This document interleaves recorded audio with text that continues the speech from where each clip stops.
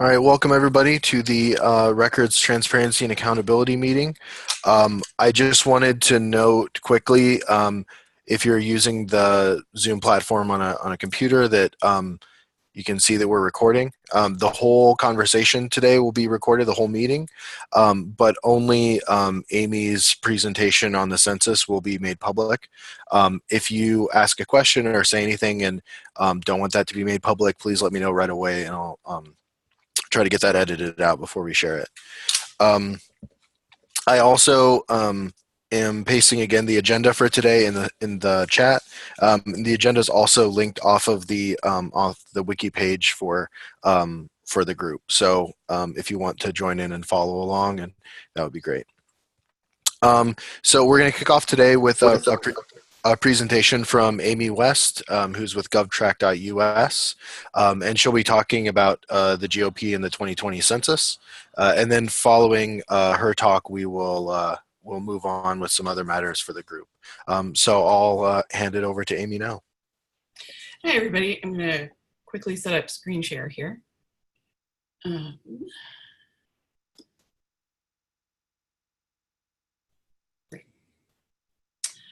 Okay, so I assume that this is being shared. Let me see if I can get it to move to present. Okay. I just realized I can't see any of you guys now, so hopefully this is working. And I'm on the wrong slide. Awesome. Just butting in to say we can all see it looks great. Okay. All right, good. Thank you. Okay. Sorry. Hello, good afternoon. I wanted to talk about Census 20. I spoke to this group almost a year ago, and I woke up one morning in early February and was angrier than baseline about this administration, specifically about the census, because it was just becoming apparent that they were going to go sort of beyond normal levels of political activity to really try to mess with something that is crucial for how you manage the US government. So I emailed Rachel and asked her if I could speak again, if that would be something that would be okay, and she said sure, and here we are. As you can guess from the GIF, I don't have a lot of optimism about how this is going to work out. Why are we even talking about this? Well, admittedly, I wanted to talk about it before that, but in particular, Monday this week, a little after 8 p.m., when you release all the news that you really want to make a big splash, the Commerce Department announced that they would add a new untested question for the 2020 census. The stated rationale for adding a citizenship question is to get block-level data on citizens to assist in better enforcement of the Voting Rights Act. So come on, what's the big deal? My senator, one of my senators, Marco Rubio, said, oh, well, the latest absurd freakout is over the Census 2020 citizenship question. Every nation's citizenship matters, so shouldn't we know how many we have? And districts apportioned based on the number of people not here legally dilutes the political representation of citizens and legal residents. So what's the big deal, Marco? Well, this is the big deal. One, the census for 2020 was already in trouble this entire cycle. There have been a host of issues, I talked about them last year, having to do with underfunding and novel methods that are going to be potentially problematic. The second big issue is that the Trump administration is aggressively anti-immigrant. The third issue is that the Trump administration is sloppy and careless, in keeping with Trump himself. And either no one in the GOP actually knows how the census works, or they're acting in knowing bad faith. It's worthwhile to point out that Rubio's tweet reflects one of the GOP talking points that have been going around this week that is the exact opposite of the truth. More people equals more representatives, but only citizens vote. A larger proportion of non-voting residents would actually strengthen citizenship power, or citizen power, not reduce it. So I want to do one quick review here and point out the constitutional parameters and purposes of the census. So Article 1, Section 2, Paragraph 3 lays out what needs to be done for the census. Some parts of it are no longer active, but the ones that are that it's an actual enumeration, meaning you are being told to count everyone of the resident population. It doesn't matter what someone's citizenship or immigration status is. If they're here on census day and they are residing here, they're counted. The deadline stated in the Constitution is years ending in 0. Currently, it's April 1, but that's set by statute, not by Constitution.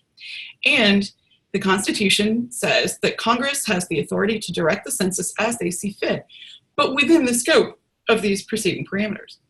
And the purpose of all this is to apportion a fixed number of House seats, 435, among a fixed number of states, 50. And the one variable here is how many people there are and where they live. So what follows from the parameters and the purpose? Well, one, that the burden is on the Census Bureau to count everyone and only count them once. Also, there's no redo. You don't get to go back and try again. Nor is there going to be a postponement. It's 2018. This is not the most productive Congress, and it's one that's essentially held hostage to whatever whim takes the president on a given day. So the odds of them actually managing to pass a bill to change Census Day from April 1st, I think is effectively 0. So I think we can assume that that is the fixed deadline. It also follows that more people equals more representatives allocated to a state, period. What it is about those people is beside the point. Volume is what matters for apportionment. It's also the case that winners come at the expense of losers with respect to apportionment. The link here actually goes to an article that's not so much about how the census is conducted, but decisions that the Census Bureau has made about where people are going to be allocated. For example, are military personnel going to be counted as belonging to the state where the base they're currently assigned to is, or are they going to be allocated to the state that they lived in when they enlisted? Obviously, depending on which answer is chosen means one state benefits, one state loses. And that's a crucial component here. There's no outcome where everybody wins. Every state is competing against every other state. And as you might guess, this makes it inherently partisan. Now, when I say partisan, that doesn't always mean Democrats versus Republicans. That's the case today. When the census, the very first census was conducted in 1790, the political party setup was very different. But it was still the case that the very first veto ever issued was on a bill for census apportionment. And mind you, this was in the same session of Congress in which they also instituted the first tax on US citizens. It was the whiskey tax. It led to the Whiskey Rebellion. You know, that made it through Congress. That didn't get a veto. This did. That should tell you something about how inherent partisanship and political power issues are to this issue and always have been. There's never not been a time that's the case. So how does the Census Bureau meet their goal of counting everybody? Well, the truth is they don't. But with each successive census, they've gotten closer. And the manner in which they fail to meet that goal, I mean, this is real life. It's not in a lab. So every census has overcounts and undercounts, and those reflect existing social inequities. If you're white non-Hispanic, you are almost certainly going to fall into a group that might be overcounted. And if you meet any other demographic description, you're most likely to be undercounted. There's a little fuzziness here because, for example, whether you own a home or rent can also affect whether you're over or undercounted. But the truth is, racial identity is so closely tied to so many other factors that relate to whether you're overcounted or undercounted, and to likely political or partisan leanings, that you can effectively describe it in terms of racial and ethnic identity. The other thing the Census Bureau does, one other thing, is extensive advanced planning and research on questions and collections methodology. And this doesn't just mean that they do research on, should we ask a citizenship question? I mean, it's, does this exact wording work? Or if we flip these two prepositions, is it going to make a difference?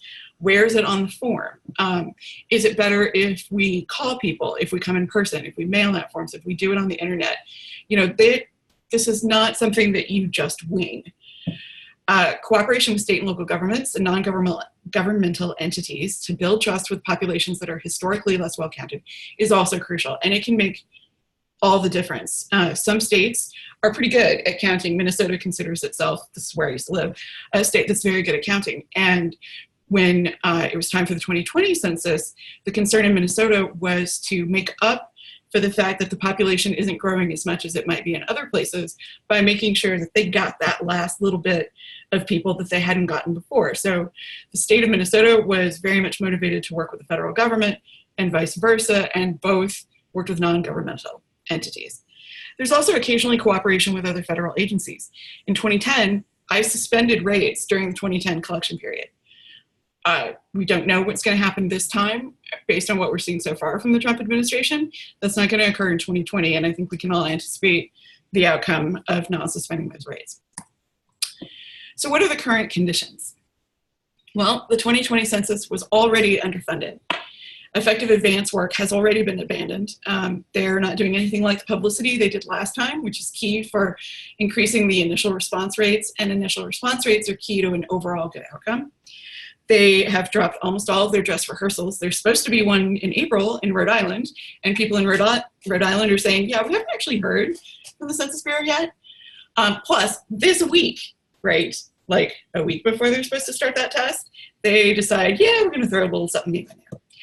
Leadership is limited due to resignations. The leader of the decennial census, the guy who would have been in charge of that, resigned a year ago, hasn't been replaced.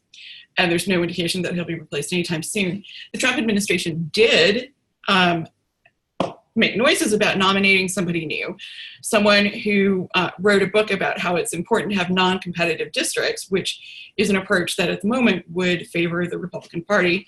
That thankfully didn't go anywhere. But again, that tells you something, I think, about the motivations that are behind this that are maybe not the stated motivations. Additionally, 2020 is going to use a number of new methods and tools vulnerable to hacking. One, the preferred initial way to respond is going to be over the internet, which I think we can all imagine lots of different venues for messing with people's ability just to respond at all. But then also, the second phase of the census, which is called non-response follow-up, that's when actual people go out and start knocking on doors. They're going to be using, as far as last I heard, off-the-shelf commercial smartphones, which means anything that they do is going to be subject to whatever weaknesses those phones are subject to. And again, we've seen plenty of evidence that commercial hardware and software are both quite vulnerable to hacking at different points. So there may be an issue with getting the information into the system. There may be issues with maintaining the integrity of the information once it's there. And of course, it's going to be difficult to have all complete trust in the information that's published afterwards if we don't know for sure that things have been kept safe. Additionally, since the Trump administration has come into play, they've used a number of tactics to decrease the immigrant population, including stepped-up ICE raids that involve detainment and deportation, often in very high-profile cases like when someone is on the way to the hospital or when someone is coming out of court. Especially, there have been some cases where women have been in court trying to get protection for domestic violence and been faced with ICE as they leave. It's ending programs for specific countries like Liberia and Haiti, which were labeled temporary but had allowed long-term residents within the United States. And those are going to end in 2019, which is convenient. And of course, partially ending the DACA program. They're not taking any new applications for DACA, which means if you don't already have the protections, then as things currently stand, you're not going to be able to get them, which means you are potentially subject to deportation. And the renewal process, even though it's being forced by a judicial decision, is going very, very slowly. So it's entirely possible that people who had those protections are going to have periods where they have no protections, and again, are potentially deportable. As a result, it is already the case that immigrants, documented and not, are scared. So projected conditions between now and 2020. Well, one, not every immigrant will have been deported by April 1st, 2020. I mean, even with considerable efficiency, that seems unlikely. Testing in 2017 by the Census Bureau, researchers for the Census Bureau, has demonstrated already significant distrust of census takers. Like, one person moved rather than talk to them. I mean, it's non-trivial and it is novel. The people who reported this were just blown away by what they found. And while aggressive ICE enforcement may not directly conflict with proper conduct of the census right now, because, census isn't happening, there's going to be lingering fear and distrust, and that will be in conflict with the proper conduct of the census. Because on that day, if people are trying to count everyone who's a resident, and not everyone who's a resident is willing to respond to the census, that is going to make it less accurate. Also, as I noted, this administration is sloppy and it's careless. They are like literally Leroy Jenkinsing the census. For an undertaking like the census, adding a new question in 2018 carries a significant risk because there'll be no time for adequate testing. It's, theoretically within the realm of possibility that it might work out fine. But I mean, the odds are not in that direction. It's so much less likely to work out. That's why the Census Bureau has been testing for 2020 since 2013. This is something that needs planning. So what is the question? Well, I finished this presentation yesterday about noon. I was feeling quite pleased with myself. I was like, yay, no last minute work for Amy. And then I didn't look at Twitter in the afternoon until last night. And then I saw that they had released the question. So I spent the morning revising. So this is what the census says they're going to put on the form. If you have any prior experience with dealing with census data of any kind, this may look vaguely familiar. And the reason it looks vaguely familiar is that it's sort of been used before. The American Community Survey, and I have it italicized because it's important to emphasize that that's only sent to about 3 million people in the US. This makes it fundamentally different from a census, which means this question is going to be asked of every single person. There's going to be an attempt by the government to find out the citizenship status of each individual residing in the United States, which is a whole different ballgame than a survey. Even so, part of this has been used in the ACS for several years. The image on the right is the 2020 iteration. And so you'll see question 8 matches what they're proposing for the 2020 decennial census. However, the ACS also asks where you were born and when you came to live in the United States. And that adds a different context. It becomes apparent when you look at this that one of the things that this kind of question can answer is, what's the flow of people into the United States? What do they do when they get here? Do they want to leave again? Those are research questions that are relevant for a lot of different purposes that don't necessarily feel as directly intended to potentially cause harm in the same way that this does. Variations of the structure have appeared in sample questions of decennial censuses, most recently in 2000. The reason that 2000 was the last time is because that's when the ACS began to be phased in. The whole point of having the American Community Survey was to move what had previously been questions sent to 1 in 6 people in the United States once every 10 years to an annual survey, so that the questions that can assist with running the country and understanding what's happening with the country can be more current, they can be available at a relatively low level of geographic detail, but don't require the kind of operations and work that goes into getting the census, which is at the greatest possible detail, which is called a block in the United States. But this also reflects yet another element of sloppy and careless, because they've released the question, but we don't know where in the form it's going to go. We don't know if it would get more or fewer responses depending on where it sits. We don't know if asking it in a way that can identify individual people will itself reduce response rates. What if nobody answers? Then what are we supposed to do for the Voting Rights Act? The implication is that this must be done because there's nothing else that can help. In fact, the American Community Survey has been used on those, frankly, relatively rare occasions when the VRA has been enforced by the federal government, and it has seemed to be fairly effective so far. Another question is, why isn't it an exact mirror of what's also going to be asked in 2020 in the American Community Survey? You could theoretically use the ACS as sort of a check on the kind of responses that you're getting from the census if they were both exactly the same, but right now it looks like it's not going to be the same. And those are just the questions that came up in the first 10 seconds that I looked at it. And I'm not a statistician, I don't do this for a living. I feel like the actual list of potential questions you could ask is hundreds. So sloppy and careless 3. I mean, they're basically being an embodiment of the shruggy icon. Commerce Secretary Ross argues that the absence of evidence to harm to response rates means it's going to be fine. But the thing is, we have an absence of response rates because it hasn't been tested, because they waited until now to actually add the question. That seems more than a little disingenuous, and again adds some doubt to what we are concerned. Sorry, something was bouncing and I just wanted to make sure nobody was trying to get my attention. Let me go back to the presentation, apologies. Additionally, people who have actually conducted a census, 4 previous census directors, all say different.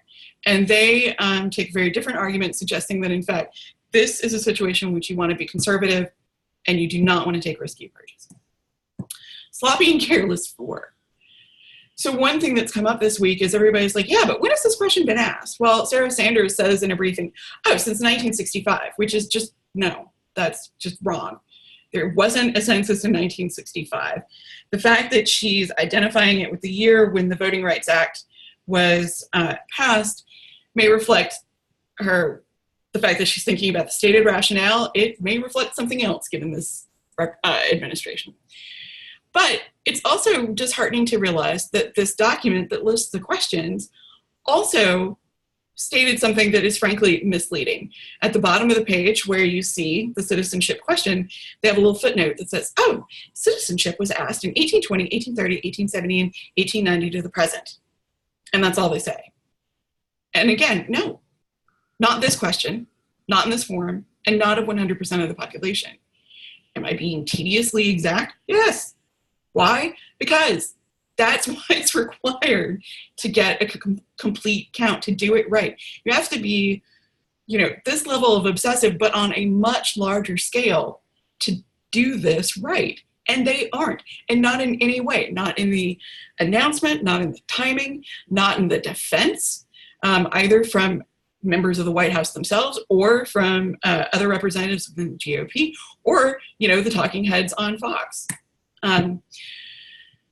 So what's going to happen? Well, I mean, we don't know that the 2020 census will be less accurate because no one has a time machine. But I mean, I'm here to say 2020 census, it's totally going to be less accurate. I just don't see any viable way in which it could possibly be as close as 2010 was. And I think the difference is going to be significant. So can they even do this? Like, is this legal? And the answer is maybe.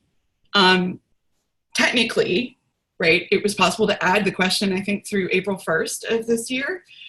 So they got in just under the wire. But there's a huge difference between deciding right at the end of that period that you're going to add a question that you've already been testing and preparing for. That might work. It's not that it's inherently the case that asking about citizenship is always improper or would always turn out badly. It's that doing it this way, this is what's going to be the problem.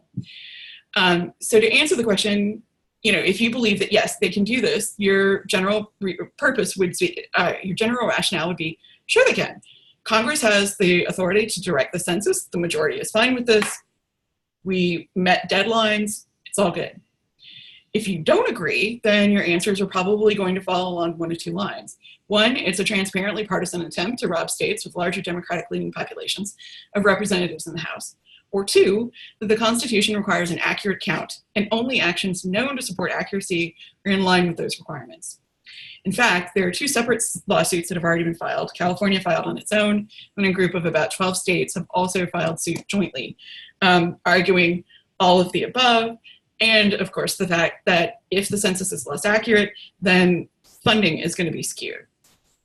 Another thing that I just want to quickly point out is that even though this is typically discussed in terms of what's good for, or in terms that it's going to be better for Republicans and it's potentially harmful for Democrats, and that is almost certainly going to be the case, it's also true that it doesn't necessarily help areas that might tend to lean towards the Republican Party. Just think about it. If you live in a rural area and you've got a population of, say, 1,000 people who may or may not be documented that are immigrants, plus the citizen population, and the people who are immigrants aren't counted, then it's only 3,000 people there, right?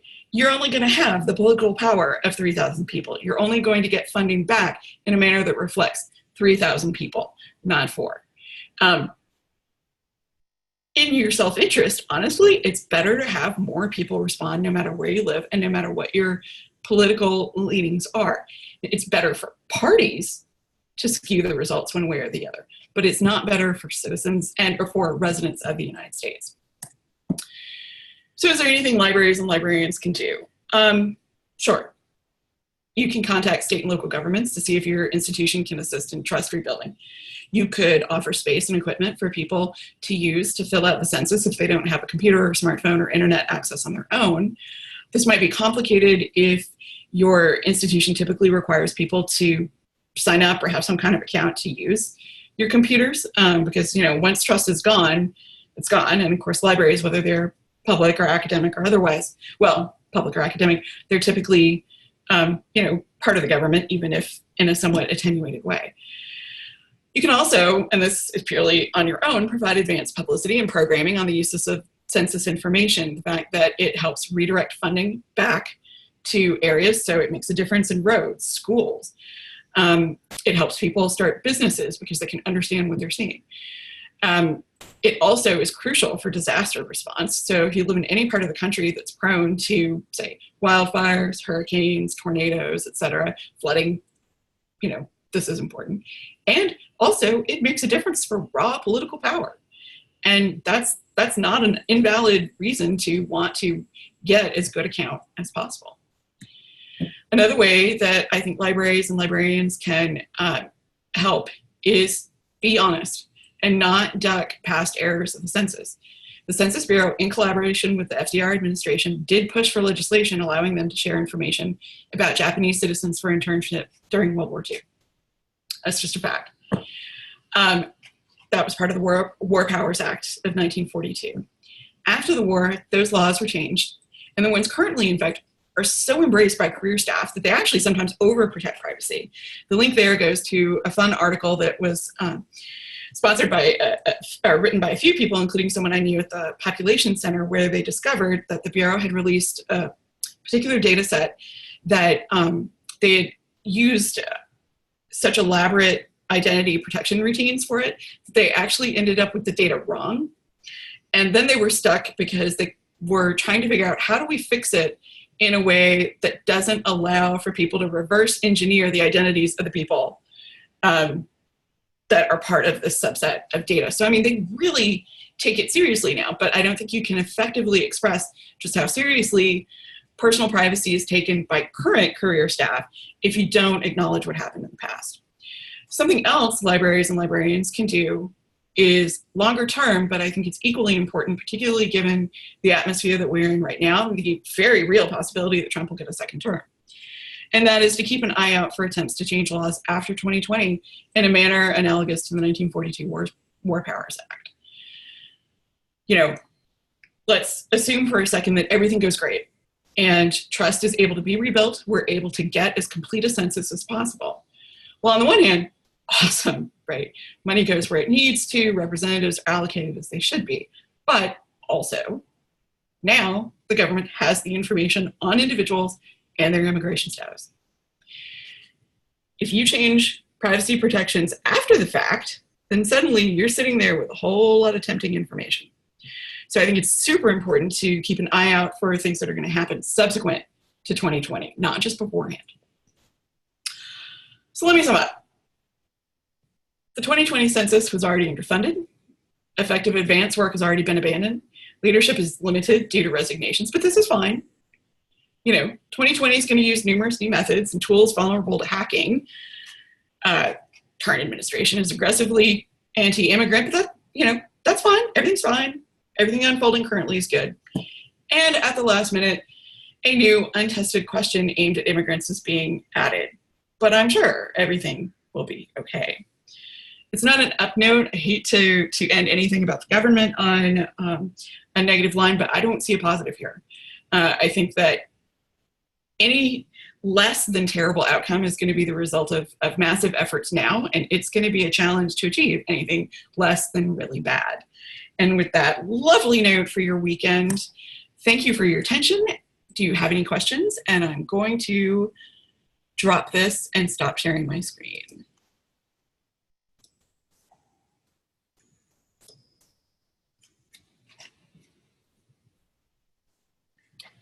Thank you, Amy. Anyone, if you have questions, please just speak up.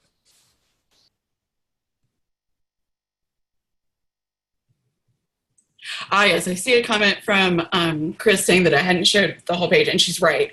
I was trying to make sure that the images were were visible and not too large because it's just mostly a big page of text.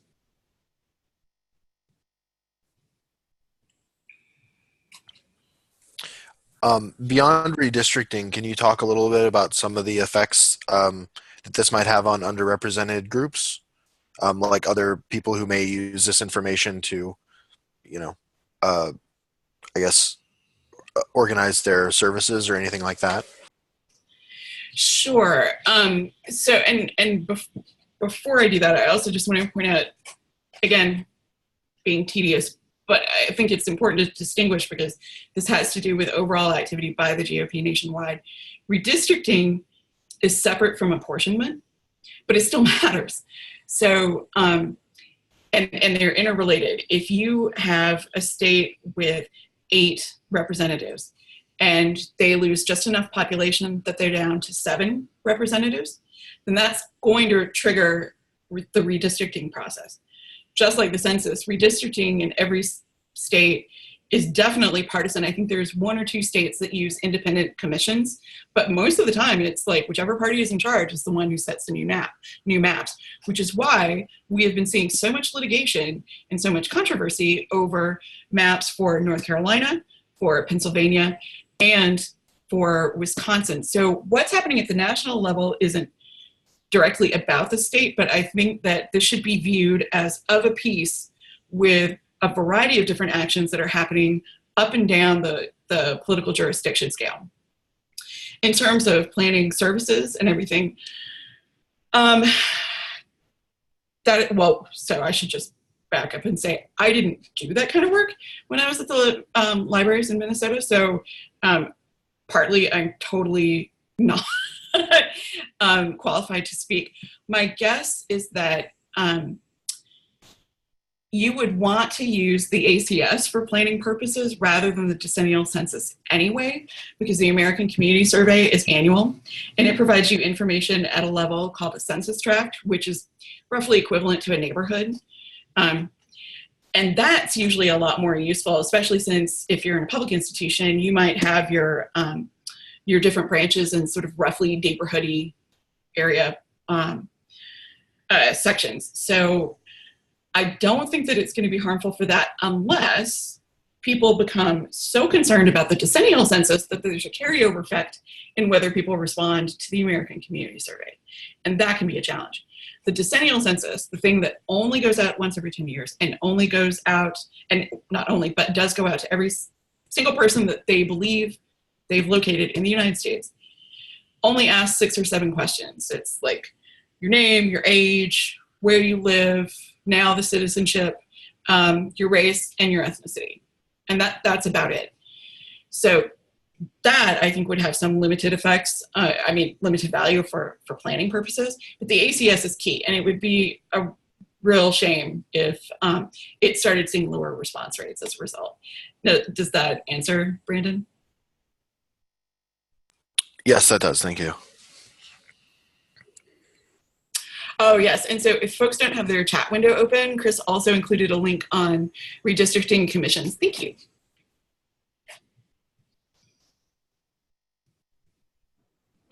Amy, this is hi, this is Sheila Blackford. Thank you so much for your presentation. It's so helpful.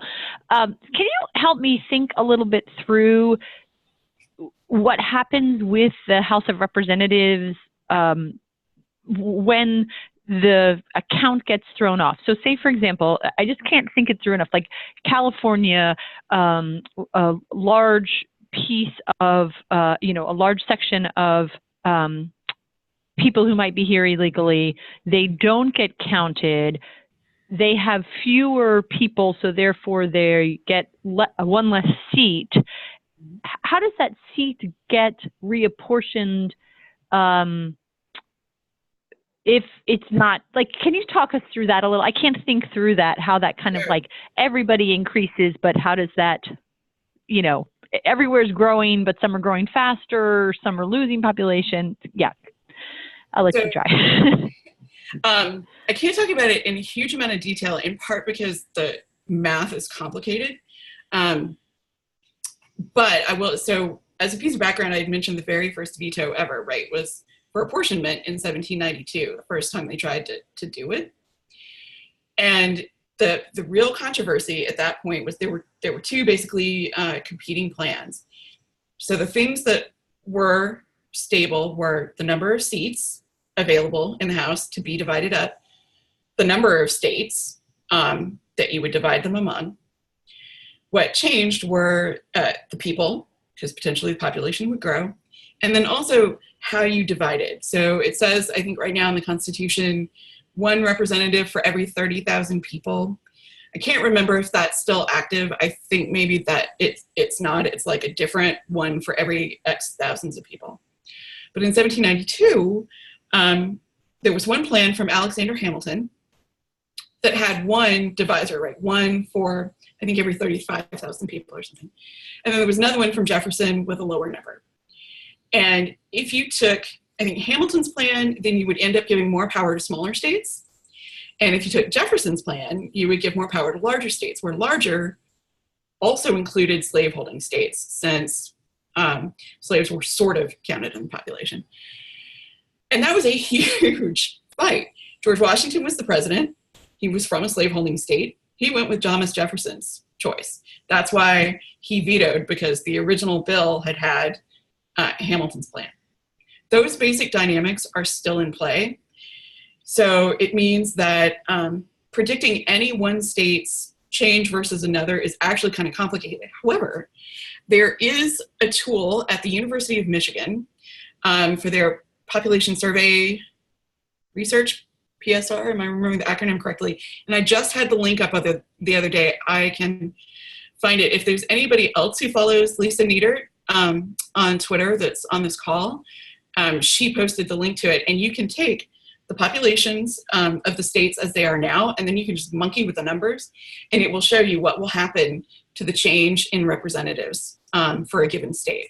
Like if you take the data from 2018 and you assume that populations haven't changed at all, and you just post that exact same set of numbers, I think California, would stay the same, but several of the states in the upper Midwest would lose somebody in the census. So factors that go into whether you keep or lose a seat are how much did you grow or shrink? How much did another state grow or shrink? How well did you and other states count the population that you have? Whether the Census Bureau decided they're going to allocate people, as I mentioned earlier in the talk, based on, say, where they lived before they joined the Army or the military, or where the bases are that they're assigned. Whether if you are, for Utah, the question of what to do with Mormons on mission made a huge difference. People who were on mission were counted as out of the country, so they were not considered to be residing in the state, which lowered Utah's population. They sued, and they lost on that. So on the one hand, no, I can't actually give you a if this, then that outcome because it's so complicated. However, if you lose a seat, and I'll go back to Minnesota because this is an easy example.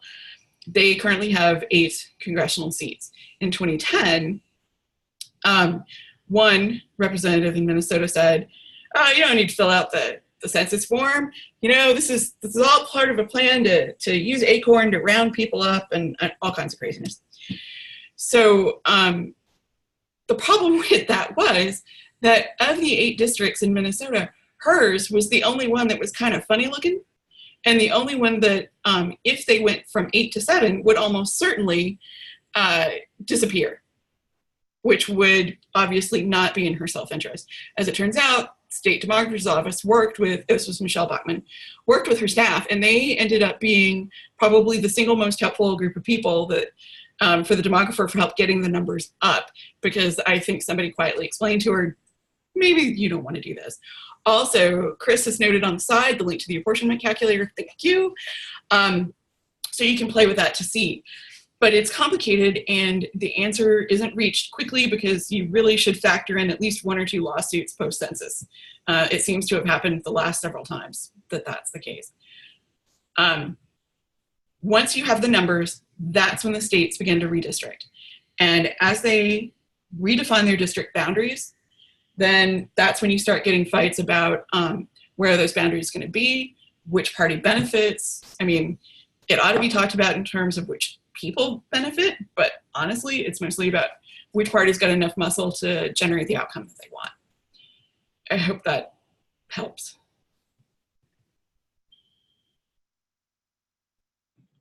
That was very helpful. Oh, thank you. We've got a question that just came in from chat. Hey, Cass. How do librarians do more to talk about transparency and accountability and the aggregated reported statistical tables from the Census Bureau? And how do I feel the Bureau does in general with transparency and accountability? I mean, I think they do, well, in the past, I think they've done okay. And I certainly think that, like, the regular standing staff at the Census Bureau, I mean, they're there because they want to get it right. At least every person I have ever known, which is, a surprisingly large number, considering I've never actually lived in DC.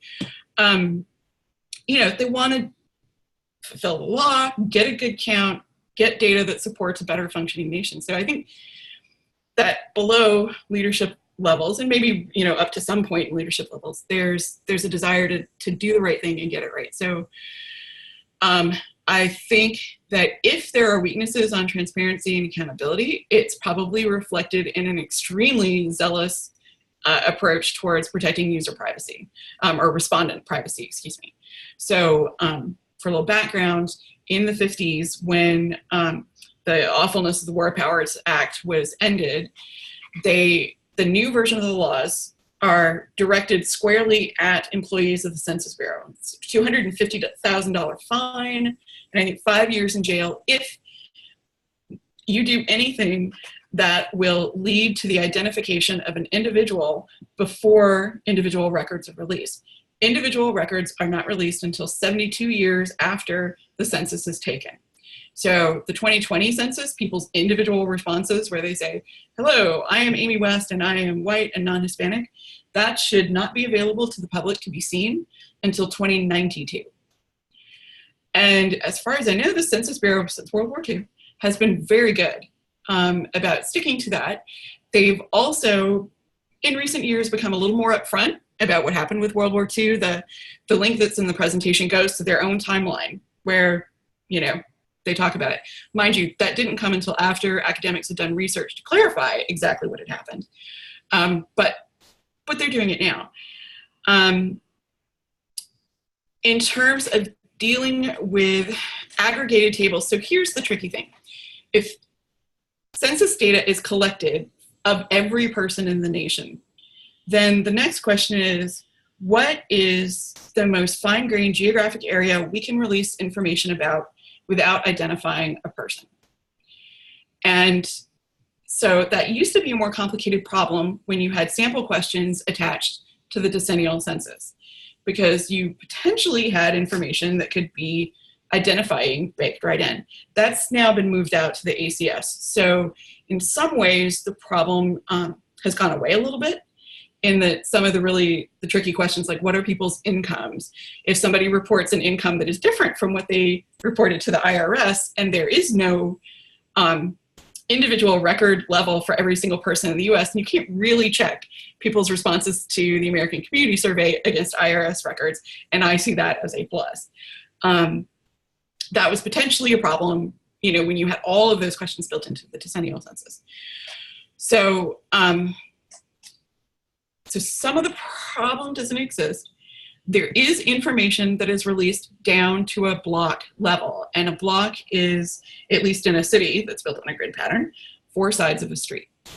It might have, say, 30 people, of whom 10 identify as white non-Hispanic, 10 identify as Black alone, 10 identify as, or 5 identify as white, yes, Hispanic, 5 don't fill out either entry. That's such a low level that when you're releasing information about the racial responses, you might be able to walk to that block, like if it's in your town, and go and look around and make pretty good guesses on who those people are. They generally make an effort to try to avoid that, but it's always a tricky balance. And on the side, Eric is pointing out that Yeah, so American Fact Finder typically limits to block group. It may be 2 blocks. I think it varies. And as he notes, that block groups can be between 600 and 1,000 residents, sometimes 4,000. 4,000, you're veering up into the census tract area. At least that's been my experience. But this citizenship level is at the lowest possible level. And it's just, I don't think that there's any question that people are not going to answer it. I mean, they're totally not going to. So I think it's going to be a challenge for the Census Bureau to have anything to release, because if they don't have good data, what is the point of sharing the data they do have? Cass, does that kind of address your question? I feel like I'm talking around in circles a bit. Cass says, yes, great. Excellent. Okay, thanks a lot for your presentation, Amy. There's a lot here to think about. Do you have any recommendations for places where people can follow along or get more news and analysis of these events? Yeah, there's a Twitter account called All Things Census, which is great. Also, there is a reporter, dude, what was his name? Let me look at my sent file, because I can't remember right now which outlet he works for, but he focuses specifically on the census. And he was the guy who I think was one of the first people to break the new question as presence. Let's see here. Fine. Also, there's a woman named Dara Lind, who is a reporter for Vox, who focuses on immigration issues, and there's a link to it in here. And she wrote what I think is one of the best summaries I've seen of the overall census issues. I mean, it was great. She covered everything. And she also has a Twitter account. I think she's D Lind, but if you just look up Dara Lind and Vox, you can find her. So yeah, so the other reporter, his name is Hansi Lo Wang. And that's also his Twitter name, all run together. And let's see, he's an NPR correspondent for demographics and the census. So let me get the link here and I'll put it in the chat.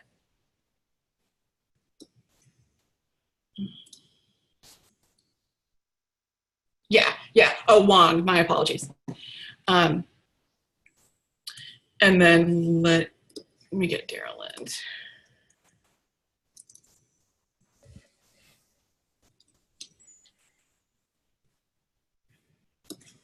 And Dara Lind also has written a lot about the about DACA, and she's the person I feel like has done the best job, at least for me, of explaining sort of what the status is and what it means for people. So she's been doing a lot of good work. And then All Things Census.